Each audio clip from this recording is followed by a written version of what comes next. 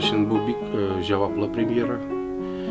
Чөнки Илгиз үзе драматург буларак та, режиссер буларак та үзенең әсәрен, үзенең спектаклен Туфан Миннуллин истәлегенә багышлый. Чөнки заманында безне Әниләр һәм бәбиләр дигән спектакль барды. Менә шушы роддомда барган хәлләр турында спектакльне сәхнә бизәлеше ясаган Геннадий Скоморохов, безнең баш рәссамның Сергей Геннадьевичның улы.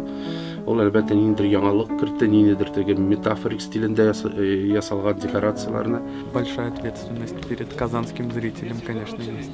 Мне кажется, что лучше один раз увидеть, чем 100 раз услышать, поэтому приходите и смотрите, конечно.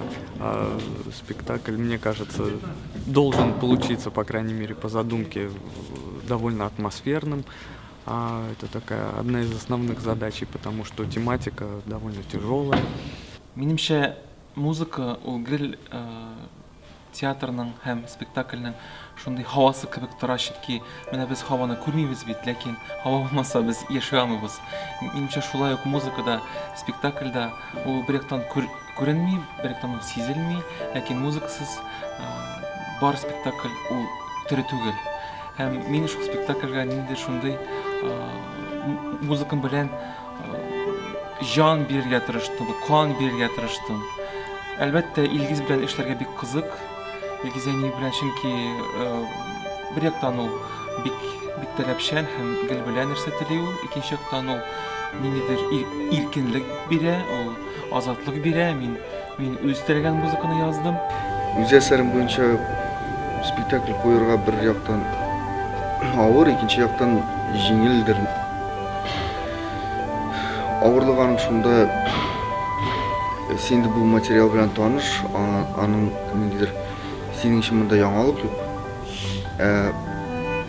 Җиңеллеге шунда, син әсәрне тагы да камилләштерә аласың, яза аласың, өстәп репетициядә җитмәгән җирләрне кирән төзәтә аласың. Илгиз аны үзе дә яшерми, аның өчен ул тема бик якын, тормыштагы булган вакыйгалар белән бәйле.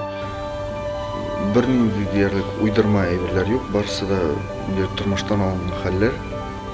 Бала табу, гаиләдә бала үстерү, ни өчен без гомумән кешене тудырырга тиешме без, һәм нишләп без барыбыз да анадан туабыз кебек, кай вакытны үсә барган саен үзгәрәбез һәм инде ниндидер кемдер кеше булып кала, кемдер кешелек сыйфатларын югалта дип әйтимме соң, кемдер бәхетле була, кемдер бәхетсез булып китә.